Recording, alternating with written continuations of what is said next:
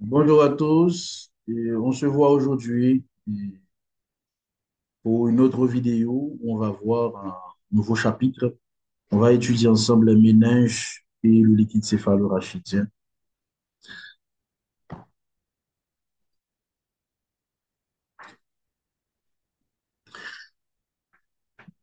Les méninges constituent l'enveloppe du névrax, on peut appeler système nerveux central, et sont constitués de tissus conjonctifs. Et les méninges se situent entre la face interne du crâne et la surface du cerveau. La couche formée par le périoste et la diurmère constitue les pachyménèges, tandis que celle constituée par l'arachnoïde, le slim et l'apimère constituent la leptoménège.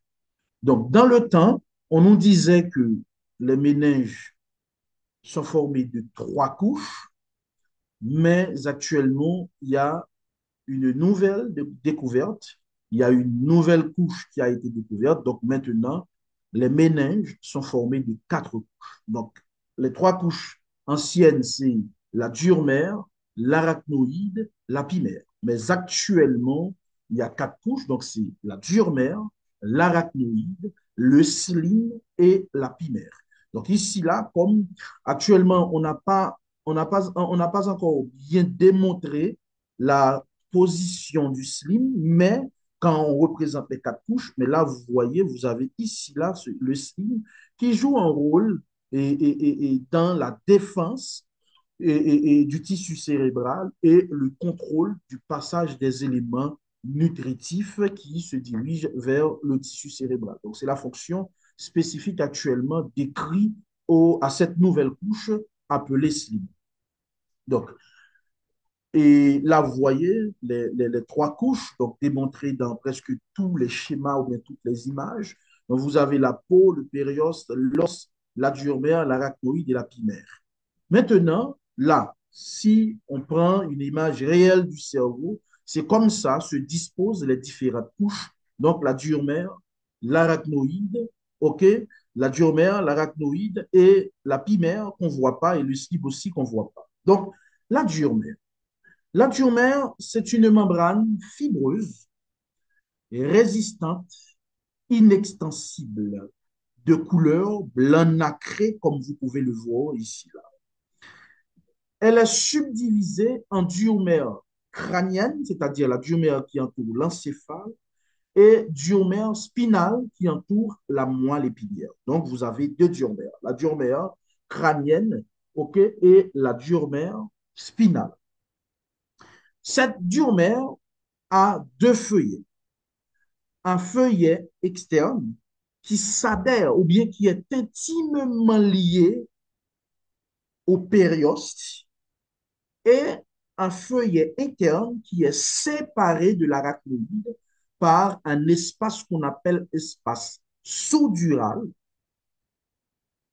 où vous avez les vaisseaux méningés qui cheminent dans le feuillet externe et assurent la vascularisation de la diurmère et des sinus veineux de la calotte du crâne. Cette diurmère,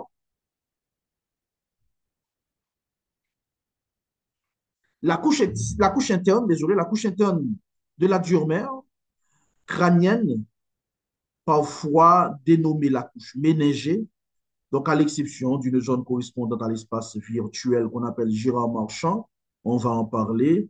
OK, la diurmère cérébrale présente deux expansions principales.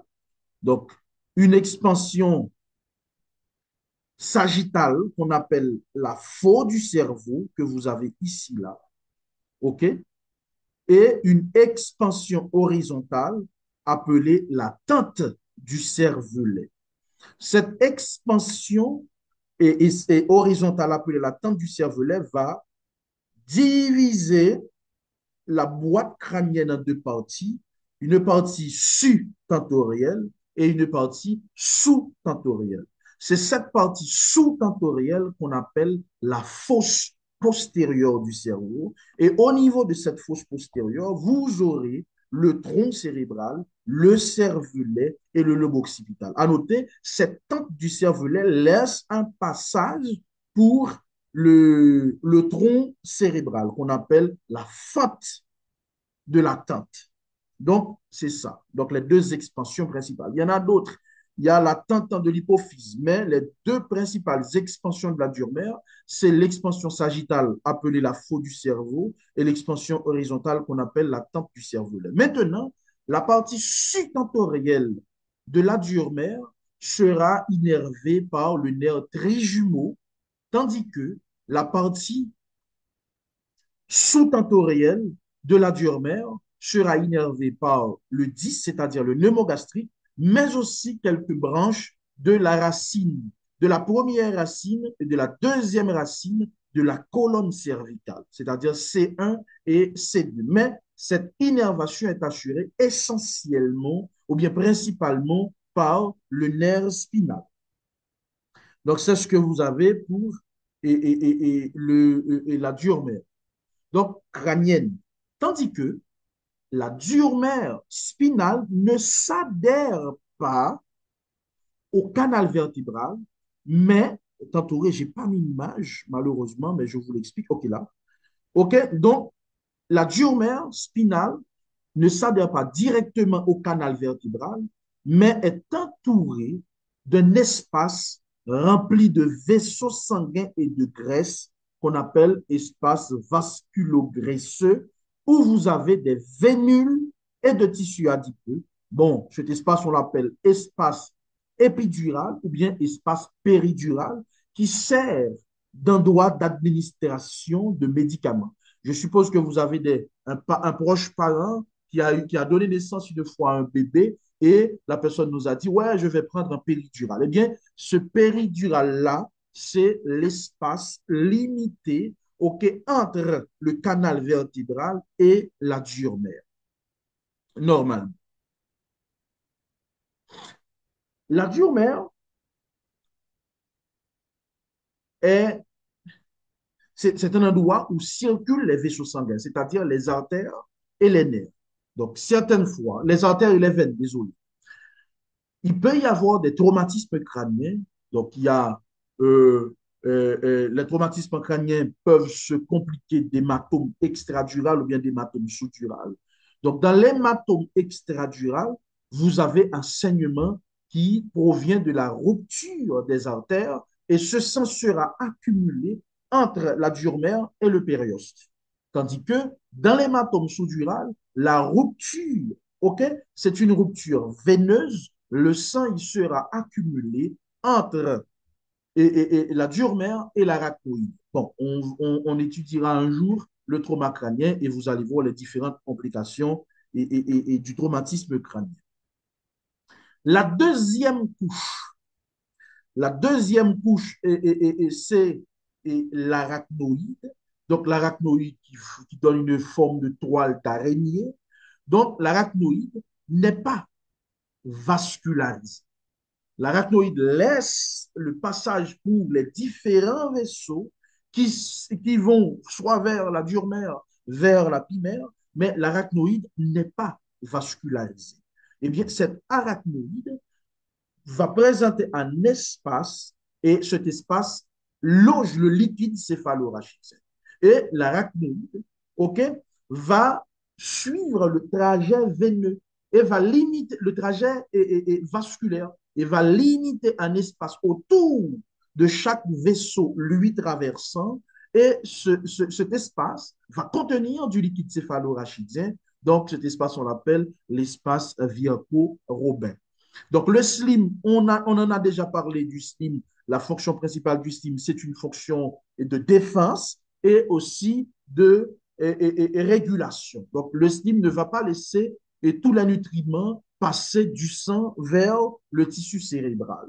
Tandis que la pimère, c'est un tissu nourricier qui s'adhère intimement au tissu cérébral dont il lui nourrit.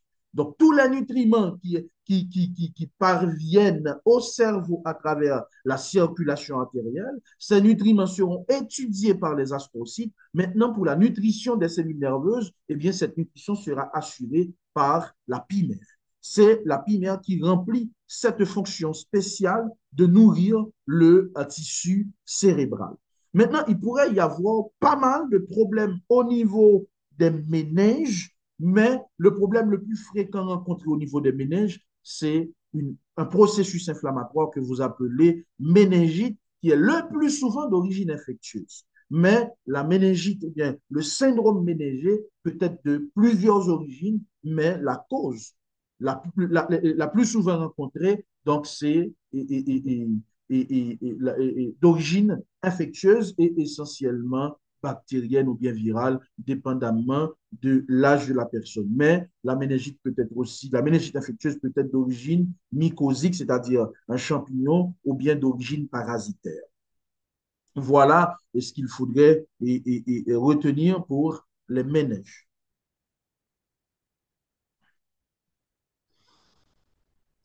C'est l'image du slime.